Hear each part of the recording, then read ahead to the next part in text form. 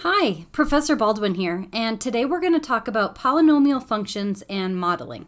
Remember that a polynomial function is in this format, p of x, and your coefficients need to be real numbers and your exponents need to be whole numbers.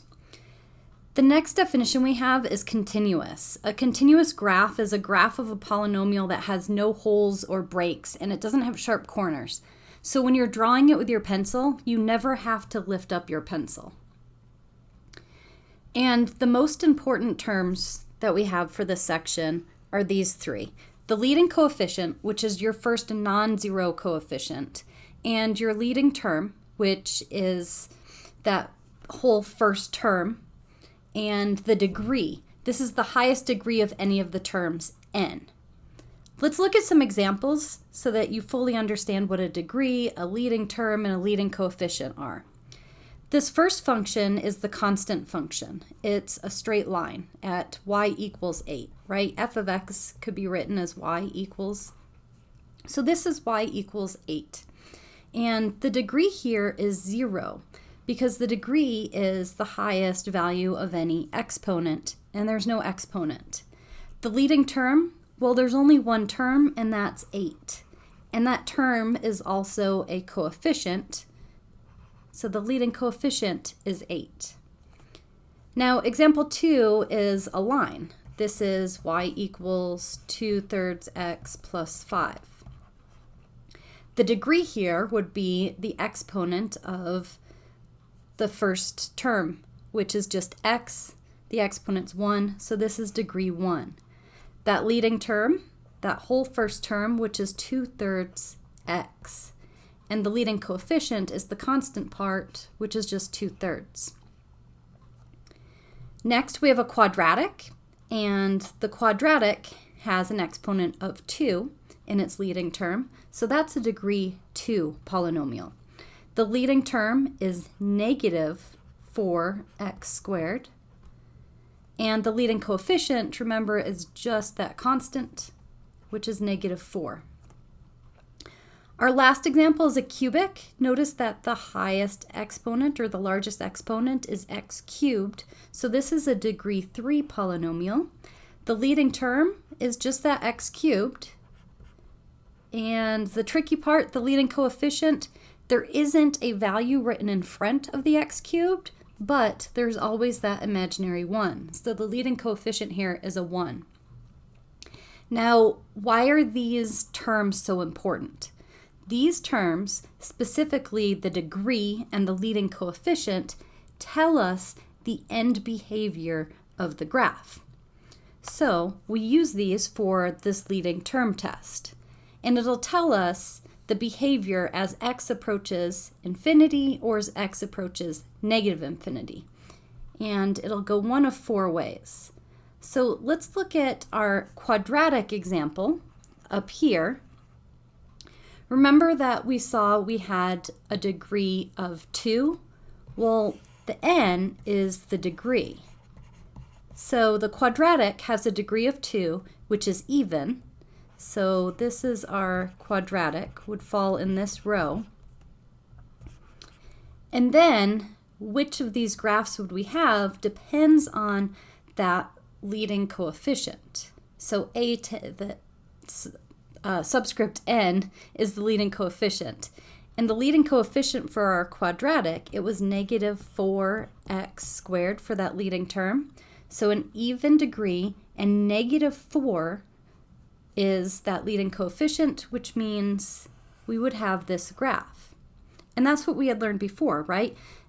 Talking about quadratics, that a is less than 0, it opens down. That's exactly what it's saying. But now we're expanding this to all polynomials. Now look at the cubic. The cubic is odd, right? It's x cubed. So it's going to be something within this row. And this cubic had a leading coefficient of 1, which is greater than 0. It's positive.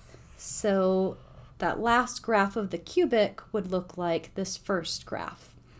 Something else to note, these little squigglies in the middle, that's not saying that the graph is squiggly like that in the middle.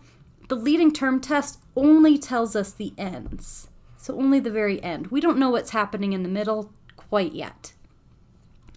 But if we move on to page 2, we can expand and start figuring out some of what happens in the middle of our graph. Remember zeros, the real zeros of any function are the x value of your x-intercept. So that's when you're solving the function equal to 0. Now, multiplicity, this is going to tell us what is happening with the graph at those zeros.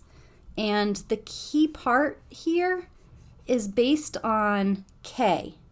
So k is the exponent of your factors. So when you have a polynomial, you need to factor the polynomial in order to find the zeros, right? And once you've factored it, you're going to look at the exponent of those factors, and it's going to tell you if the graph is going to cross the x-axis at that point or if it's going to be tangent. Again, I think this is probably going to make a little more sense with an example. Example 1 here is also this graph. So notice that example 1 is already factored for us. And based on these factors, we can find the zeros. So this first factor of x plus 3 squared, that is saying that x plus 3 equals 0. And you solve it, and you get a 0 of x equals negative 3. That's this point, right? This is x equals negative 3. It's the x-intercept, negative 3, 0. Now, notice that the multiplicity here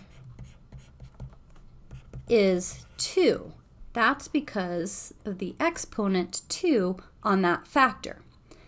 And because that multiplicity is even up here tells us that the graph will be tangent. Tangent means it doesn't cross. And notice what the graph does. It doesn't cross. It gets to that 0 and turns around. That's tangent. Now let's look at the second 0. That's x minus 1 equals 0. We solve it and we get x equals a positive 1. That's this value. This is the x-intercept, x equals 1. It's the point 1, 0. And if you look, there's no exponent, so that's an exponent of 1. So the multiplicity for this 0 is 1, which is odd. And if you look up above, odd says that the graph is going to cross the x-axis. And look at what it does at that 0. It crosses. See, it should make a little more sense.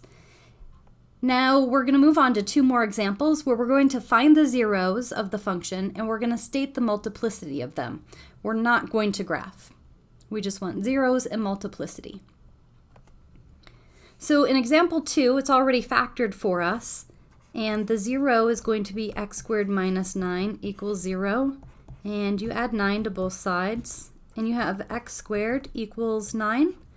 And you take the square root of both sides, and you get x equals plus or minus 3. So our zeros are 3 and negative 3.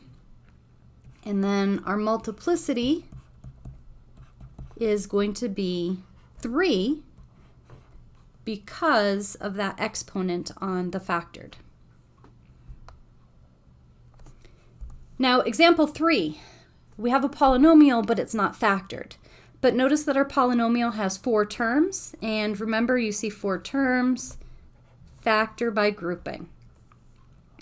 The first grouping, we can factor out the x squared, and we have 2x minus 1 left behind. Remember, the goal of factoring with grouping is that the second grouping will also have that same binomial left behind. And in order for negative 8x plus 4 to have 2x minus 1 left behind, you have to factor out a negative 4. Now we can factor those remaining 2 terms, factor out the binomial in common, 2x minus 1, and you have x squared minus 4 as your second binomial. We can keep on factoring. 2x minus 1 doesn't factor, but x squared minus 4 is a difference of squares. So this is x minus 2 times x plus 2. And to find the zeros, remember you're going to set that equal to 0 and solve each. And when you do that, you're going to get x equals 1/2 for the first, positive 2 for the second, and negative 2 for the third. Now, we need to look at what the multiplicity is for each of these.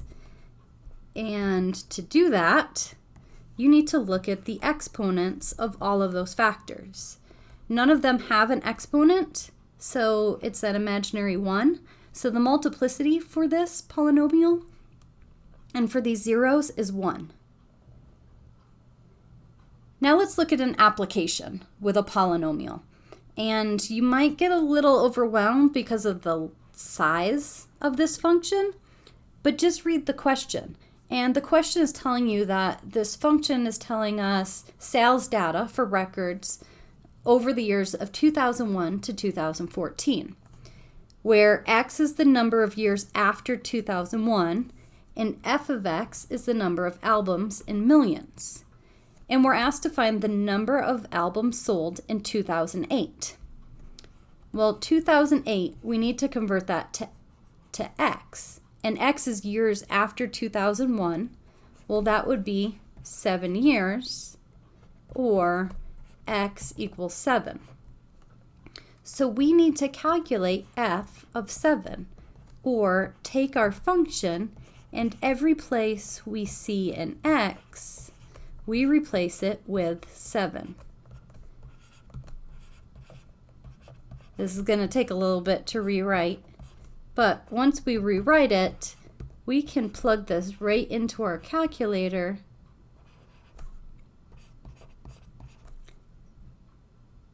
That should be a 7 squared, and it's minus 0.24441 times 7. So many decimal places. Make sure you don't fat finger this and you enter it correctly into your calculator, and you're going to get approximately 1.7. And remember that f of x tells us albums in millions, so we need to specify that 1.7 as millions of albums.